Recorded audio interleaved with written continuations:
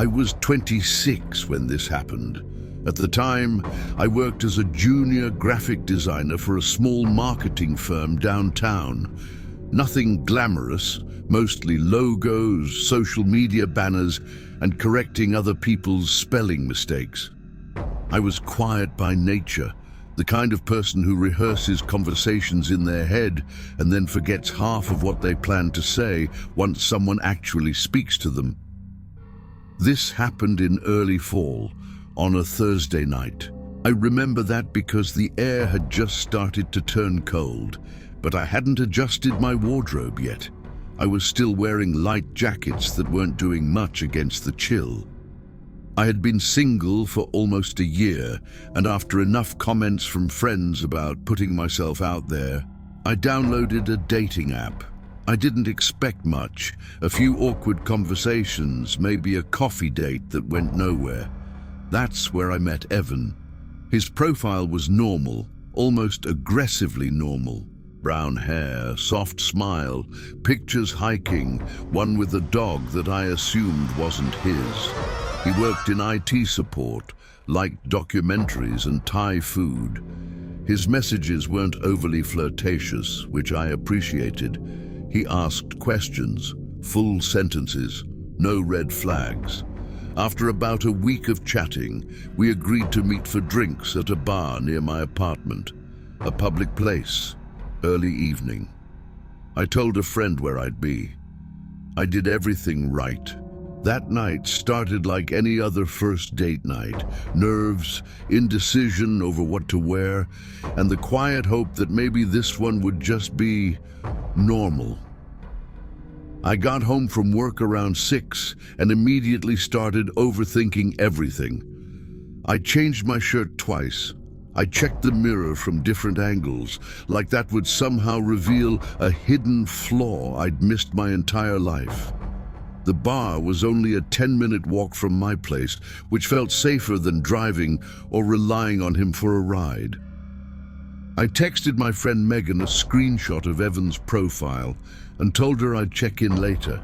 She sent back a thumbs up and a joke about fake emergencies if I needed an exit.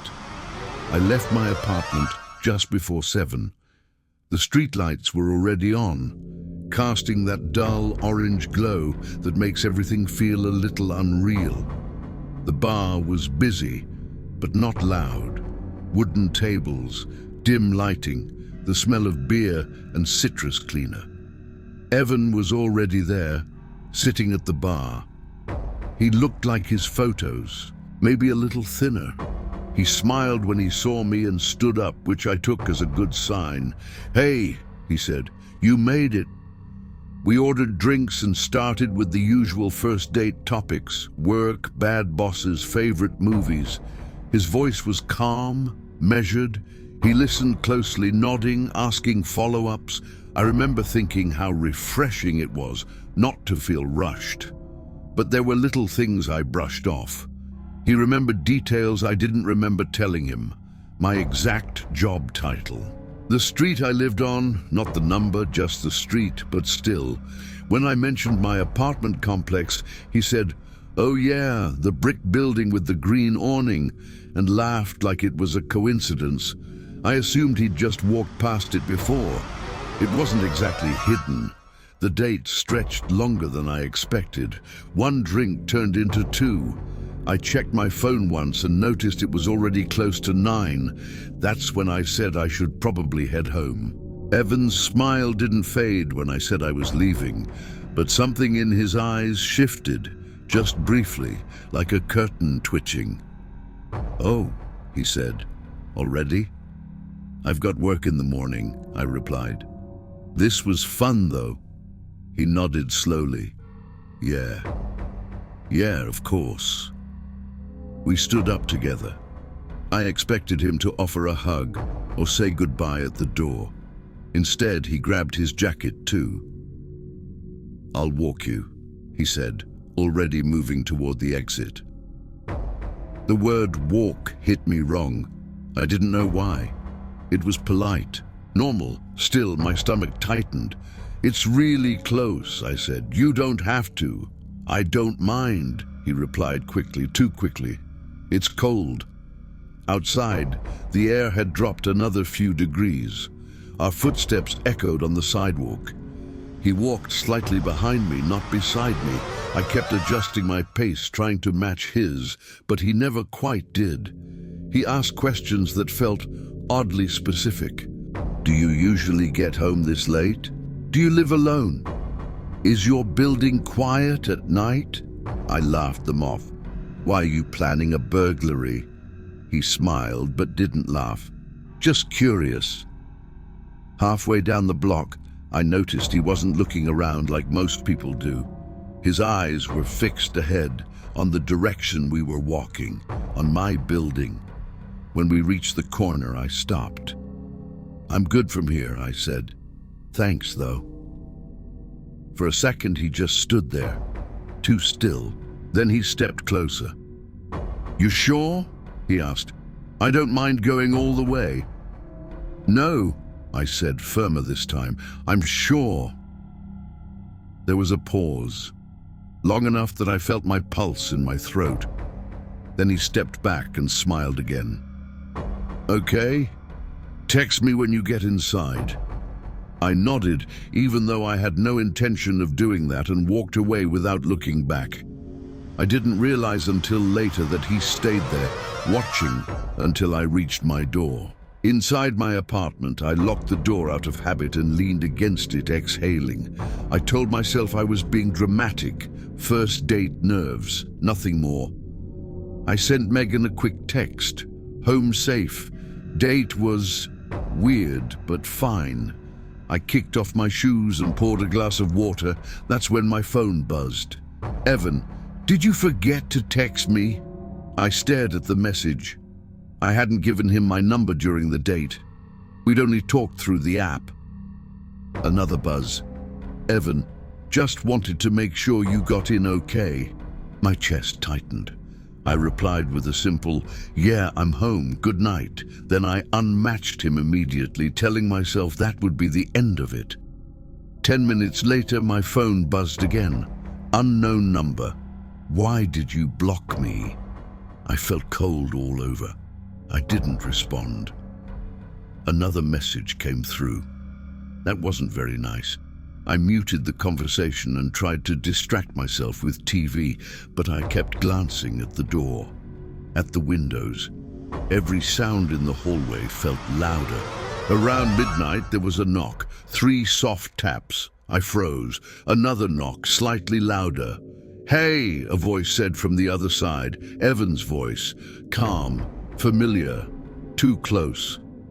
I just want to talk. I crept toward the door and pressed my ear against it.